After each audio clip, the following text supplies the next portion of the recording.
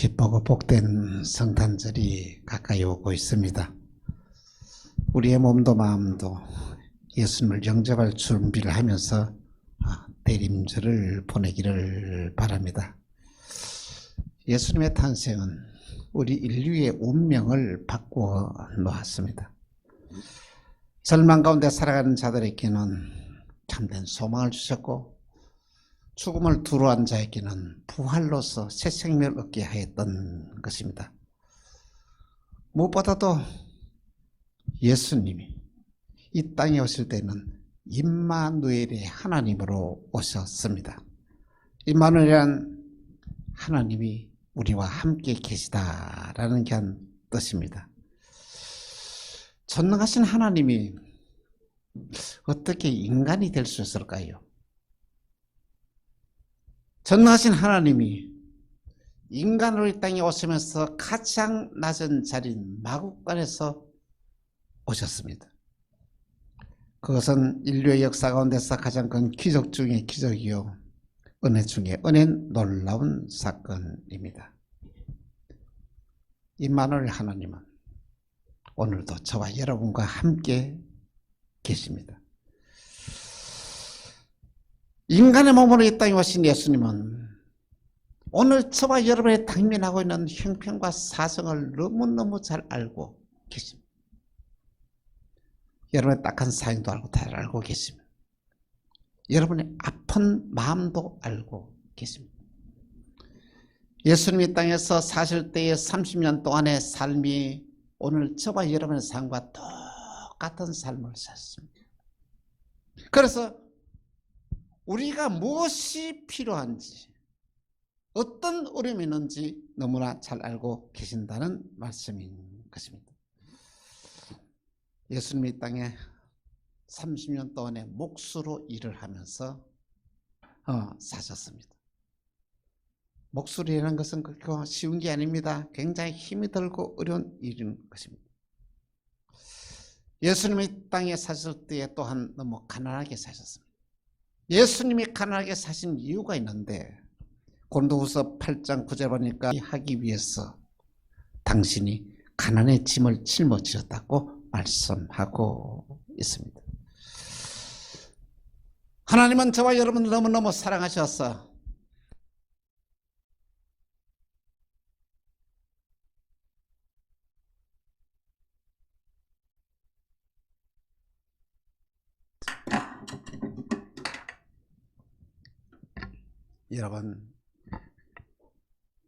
여러분이 너무 힘들고 어려운 처지에 있지 않습니까?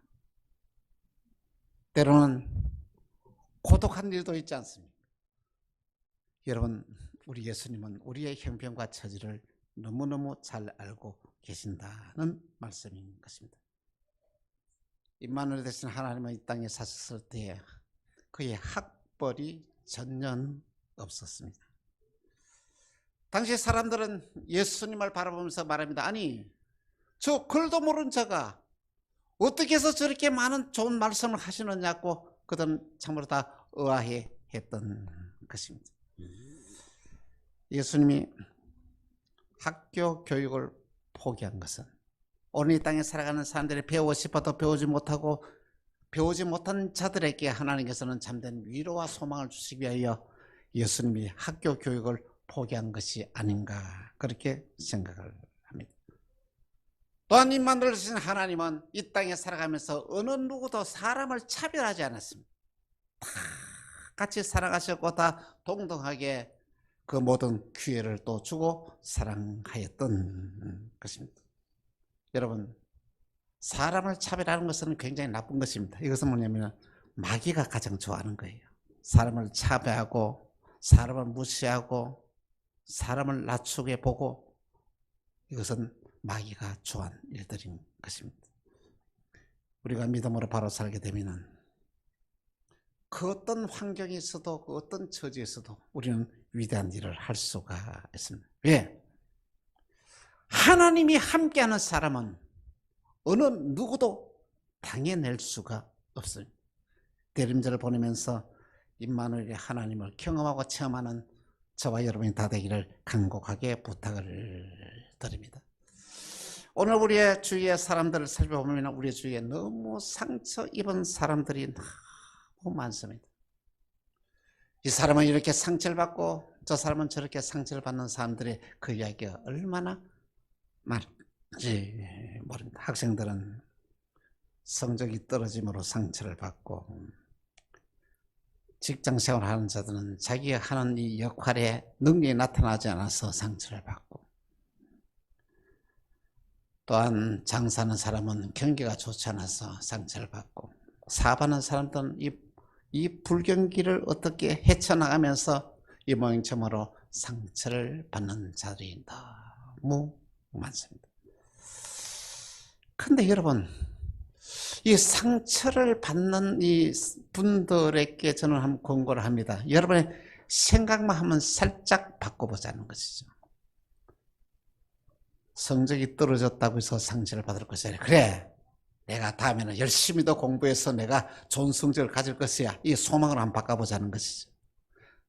그렇게 해서 열심히 해도 되지 않는 이 학생이라면, 그래, 나는 공부는 잘 못하지만 나는 다른 거 잘하는 거 있지 않냐, 이렇게 생각하면 이 모든 학생들이 받는 이 상처를 없애할 수가 있다는 것입니다. 여러분, 그렇습니다. 장사하는 사람도 마찬가지입니다. 장사가 잘 될 때가 있고 잘못될 때 있죠. 그래, 그럴 때 있으면 또 잘 될 때 있고 그런 것이 아니겠습니까? 저희가 서울에서 이렇게 신학교 다닐 때 섬겼던 동sun교에서 있었던 일입니다. 거기 한 집사님이 동대문 가게에서 뭐냐면 이불을 많이 판매하는 그런 분이었습니다. 그 이불을 판매하니까 여름에는 말이에요, 장사가 안 되잖아요. 팔이 날리고 이렇게 막 적자를 본단 말이죠. 그래서 그런 얘기를 합니다. 그래서 이러면 요즘 장사가 안 돼. 짜증나 하는 게 아니고, 요즘 장사 안 돼서 나는 하나님 감사해. 왜냐면은 하나님이 내가 너무 힘드니까 좀 쉬라고, 그래 좀 장사 안 되는 거다고. 좀 쉬라고, 그렇게 하는 거예요. 아이, 그러면서 말이야, 그때는 시간이 있으니까 그때는 성경을 보고 더 주님 목사하고 더 살아가는 마음 하다가 여름이 지나고 가을이 되고 겨울이 다가오면서 장사가 되기 시작하는데 막 많이 팔리는 거예요. 여러분, 그렇답니다. 장사가 잘 될 때는 뭐가 문제냐면요, 팔리는데 팔 물건이 공급되지 않아서 그저 가장 큰 문제라 그러는데, 하나님이 축복하니까 세상에 그렇게 장사가 잘 되고, 장사가 잘 되는 만큼 그렇게 또 물건도 더 착착착 공급이 되어서 여름에 손해봤던 것을 다 보충했다는 그런 얘기를 제가 들은 적이 있습니다. 여러분, 얼마나 멋있습니까? 저와 여러분의 당면한 모든 사건을 내가 어떻게 받아들이냐에 따라서 오늘 저와 여러분의 삶이 달라지고 저와 여러분이 행복한 삶을 살 수 있는 놀라운 일들이 일어나게 된다는 말씀인 것입니다. 우리가 세상을 살아가면서 여러분, 누구나 다 위기는 당하고 어려움은 겪습니다. 근데 이 위기와 어려움을 극복하는 사람은 성공하고, 그 위기와 어려움에서 침몰되는 자는 이렇게 뭐냐면 망하게 된다는 말씀인 것입니다. 참으로 우리가 우리에게 당면한 모든 위기가 기회가 될 수 있습니다. 하나님이 저와 여러분이 함께 하신다는 놀라운 신앙의 확고하게 세워지면은, 여러분, 우리가 세상을 살아가면서 어려움을 당해도, 위기를 당해도 기죽을 이유가 없다는 것이죠. 하나님이 나와 함께 계신다는 믿음의 확신이 있으면 여러분 좀 안심이 되지 않습니까? 하나님이 우리와 함께 하시면 오늘 저와 여러분의 당면한 모든 위기가 오히려 기회가 되어진다는 말씀인 것입니다. 하나님 우리와 함께 하시면 우리는 모든 것을 할 수 있습니다. 임마누엘 하나님, 오늘 저와 여러분들의 임마누엘의 신앙의 삶을 살 때 저와 여러분의 인생에 놀라우신 변화와 은혜와 축복 역사가 일어나게 되는 것입니다. 성탄절을 기다리면서 우리는 임마누엘의 신앙을 살았던 믿음의 선배들을 함께 생각하면서 은혜를 나누고야 합니다. 첫 번째, 마리아는 임마누엘의 삶을 살았습니다. 헤로당 때에 아비아의 반절에 한 제사장이 있었는데 그의 이름은 사가랴요. 그의 아내 이름은 엘리사벳이었습니다. 사가랴는 제사장이면서 자식이 없었습니다. 사가랴가 마침 이렇게 자기가 제사 드릴 차례되어서 하나님 앞에서 제사를 드리러 들어가는데 누가? 이 천사가 나타났어. 이렇게 말씀을 하십니다. 천사가 나타나서 뭐라고 말씀하냐면 내 아내 엘리사벳이 아들을 낳을 것인데 그의 이름을 요한이라 하라. 너도 기뻐할 것이요 많은 사람이 그의 태어남을 기뻐하리라.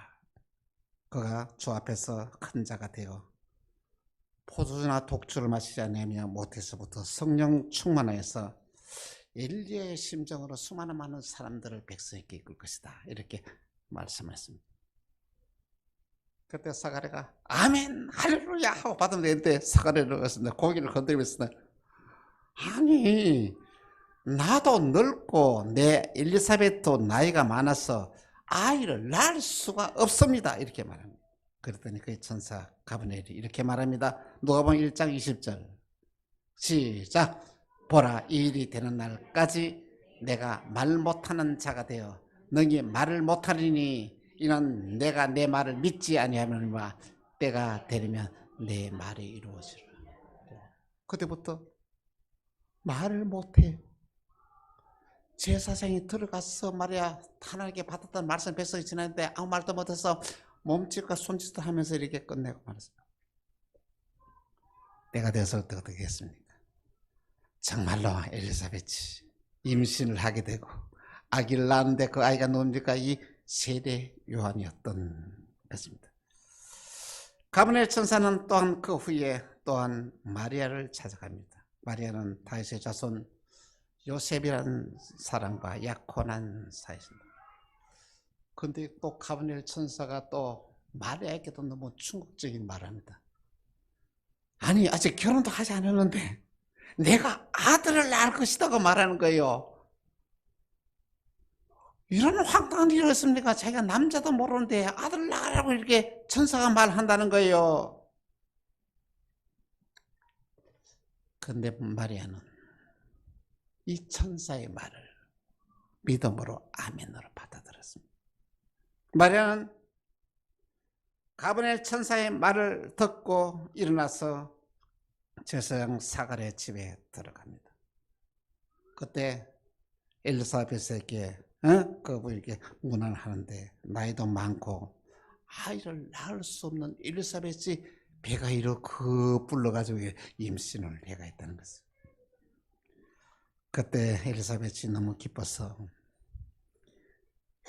내 주의 어머니가 내게 나오니 어찌된 일인가 아이가 복중에서 뛰어놀다 하면서 주님께서 하신 말씀을 그대로 했던 것입니다. 마리아는 그 모습을 보고 너무 기뻤어. 이렇게 하나님을 찬양합니다. 누가복음 1장 46절에서 48절입니다. 같이 시작. 마리아가 이르되 내 영혼이 주를 찬양하며 내 마음이 하나님 곧 내 구주를 기뻐했으면 그의 여종의 비천함을 돌보셨습니다. 보라 이제후로는 만세의 나를 복이 있다 일컬이로다. 할렐루야. 여종의 비천함을 돌아보셨다. 나는 정말 복받은 자다. 하나님을 찬양했다는 것이죠. 여러분 오늘 저와 여러분이 정말로 마리아가 가졌던 이 임마누엘 신앙, 저와 여러분 신앙이 되기를 굳게 믿고 아멘으로 응답하시기 바랍니다. 주님께서 우리에게 주시는 귀한 말씀을 불가능한 모든 일들도 아멘으로 응답돼야 되면 놀라운 믿음의 기적을 일으킨다는 것이죠. 마리아는 이렇게 고백합니다. 누가복음 1장 33절에 이렇게 고백을 합니다. 마리아가 이르되 주의 여종이 오니 말씀대로 내게 이루어지다 하며 천사가 떠나가라. 말씀대로 내게 이루어지리다. 임마누엘 신앙은 그 어떤 위기를 당해도 믿음으로 이겨냅니다. 임마누엘 신앙의 소유자는 하나님이 그의 삶을 책임을 집니다. 임마누엘 신앙은 반드시 축복의 주인공이 됩니다. 마리아는 임마누엘의 신앙의 소유자였습니다. 자, 두 번째, 요셉도 임마누엘의 삶을 살았습니다. 요셉은 참으로 어려운 사람이었습니다. 요셉은 마리아와 약혼한 이후에 정말로 결혼할 그날을 하루하루를 기다리면서 그날을 소망하면서 하루하루를 지나고 있었습니다. 여러분, 사랑하는 자와의 만남이 여러분 얼마나 기다리는 것이 행복한지 아십니까? 특별히 여러분 결혼을 약속하고 난 데는 하루하루의 삶이 그분 만나고 싶지 않습니까? 남편은 아내를 만나고 싶고 아내들 사람은 남편을 만나고 싶은 이 마음이 얼마나, 여러분 그런 경험이 없습니까? 이 목사님이 있습니다. 그때를 생각하면서 행복하다는 것이. 마리아만 생각하면서 하루를 보내고 있는데, 그런데 너무 충격적인 소식이 전해집니다. 아니, 약혼녀 마리아가 임신을 했다는 소식이 듣깁니다. 얼마나 황당한 일입니까? 아니, 남자에게서도 이보다 더 큰 충격적인 사건이 어디 있습니까? 내가 결혼할 이 약혼녀가 임신이 했다는 것이죠. 여러분 어떻게 하겠습니까? 특히 여기 계신 남자 성도 여러분이, 여러분 약혼녀가 나도 모르는 사이에 임신했다면 어떻게 처리하겠냐는 거지. 한 번은 실수할지 하면서 넘어갈 수 있겠습니까? 이런 상황에서 그렇게 넘어갈 남자는 아무도 없을 것입니다. 당장 찾아가서 사실을 밝히고 모든 책임을 신부에게 돌리면서 물질적, 정신적 이 손해배상을 청구하지 않겠습니까? 그런데 요셉은 참을 수 없는 귀한 환경 가운데서도 그걸 참는 거예요. 응? 그러면서 요셉은 이렇게 말합니다. 그래, 이 사실을 당시에 밝혀지면 어떤 일이 생긴지 아십니까? 그 임신한 여자를 온 동네 사람들 끌고 나와가지고 돌멩이를 가지고 그를 다 쳐 죽이고 돌무더기를 쌓는 거예요. 이 사실이 알려지면 말입니다. 아니, 약혼녀가 있는데 약혼녀 모르게 다른 사람하고 관계를 가지고 임신했다고 하면 그렇게 해서 다 주는데, 마리아를 보호하기 위해서 요셉은 어떻게 가만히 끊고자 하였다. 참 대단하시나. 그걸 아무한테도 말하지 않고 가만히 끊고자 했다. 바로 그때에 가브리엘 천사가 나타나서 이렇게 말합니다. 마태복음 1장 20절에서 21절 같이 시작. 이 일을 생각할 때에 주의 사자가 현몽하여 이르되, 다윗의 자손 요셉아, 내 아내 마리아 데려오기를 무수하지 말라. 그에게 잉태된 자는 성령으로 된 것이라. 아들을 낳으리니 이름을 예수라 하라. 이는 그가 자기 백성을 그들의 죄에서 구원할 자이심이라. 이 천사가 하는 말이라고도 믿겠습니까? 근데 이 마리아, 이 정말 요셉은 아멘라고 이 사실을 받아들인 거예요. 요셉은 임마누엘에 대한 신앙의 소유자였습니다. 임마누엘의 신앙의 소유자는 이성적 판단에 의해서 모든 일을 결정하는 것이 아니라 하나님의 뜻을 쫓아서 모든 일들을 결정을 합니다. 임마누엘의 신앙의 소유자는 자기 입장에서 모든 것을 판단하고 결단하는 것이 아니라 타인의 입장을 생각하면서 모든 것을 판단하고 결정을 합니다. 임마누엘의 신앙의 소유자는 위대한 기적을 일으키는 축복의 주인공이 됩니다. 마리아와 요셉은 이 임마누엘 신앙을 만일 소유하지 않았다면 어떻게 하나님이 인간에 대해서 이 땅에 오실 수가 있겠습니까? 없습니다. 이 마리아와 요셉이 임마누엘 신앙을 소유했기 때문에 하나님이 인간의 몸으로 이 땅에 오실 수 있게 되었다는 말씀인 것입니다. 요셉은 천사의 말을 듣고 그대로 아멘을 하고 결단을 합니다.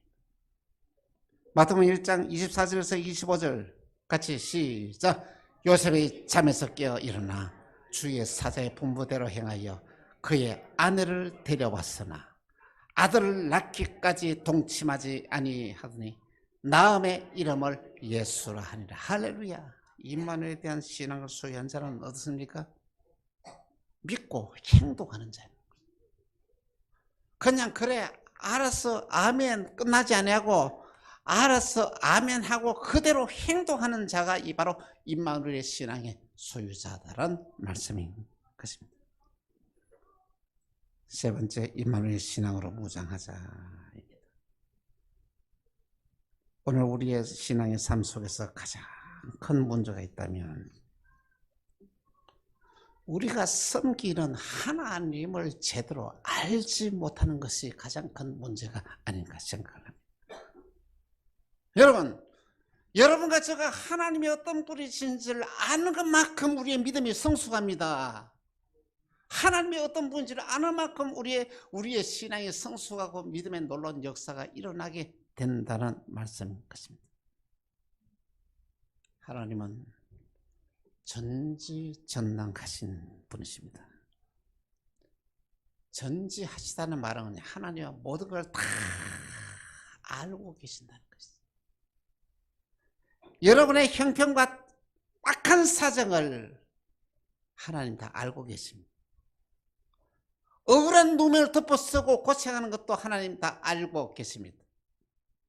그뿐 아니라 여러분의 못된 생각까지도 하나님 다 알고 계시는 거예요. 여러분의 엉뚱한 잘못된 계획을 가지고 있는 것도 하나님 알고 계십니다. 하나님을 속이라는 자는 가장 어리석은 자입니다. 하나님 어떤 분이라고요? 전능하신 분이에요. 하나님은 못하시려 다 모든 것을 이룰 수 있는 분이고 모든 것을 할 수 있는 분이 하나님이시다는 것입니다. 여러분, 하나님이 전지전능하신 하나님을 바로 안다면 여러분의 신앙의 삶이 달라질 수밖에 없습니다. 또한 하나님은 당신이 하는 모든 약속은 반드시 이루십니다. 하나님이 한 약속은 여러분 의심하지 말고 믿으십시오. 그리고 행동하십시오. 하나님은 한 약속은 반드시 있는데 하나님께 한 약속대로 이 땅에 하나님이 인간의 몸으로 오셨습니다. 예수님 막연하게 온 게 아닙니다. 수백 년 전에부터 선지자를 통해 약속했던 그 약속의 성취가 바로 예수님이 이 땅에 오신 사건이라는 말씀인 것입니다. 하나님은 임마누엘로 우리를 찾았습니다. 예수 그리스도의 탄생은 임마누엘의 하나님을 실천한 것은 어떻게? 하나님이 오늘 저와 여러분과 함께 계셔서 이 땅에 오신 사건이 임마누엘 아닙니까? 처녀가 잉태의 아들을 낳을 것이요 그 이름을 임마누엘 하리라. 이를 보냐 하나님이 우리와 함께 계시다. 할렐루야. 주님이 하나님이 저 하늘에 계실 때 그분이 우리와 함께 계시기 위하여 이 땅에 오셨다는 말씀인 것입니다. 이 땅에 오실 때에 처녀의 몸으로 오셨습니다. 가장 낮은 자리인 마구간에서 출생을 하셨습니다. 임마누엘 하나님은 우리와 함께 계십니다.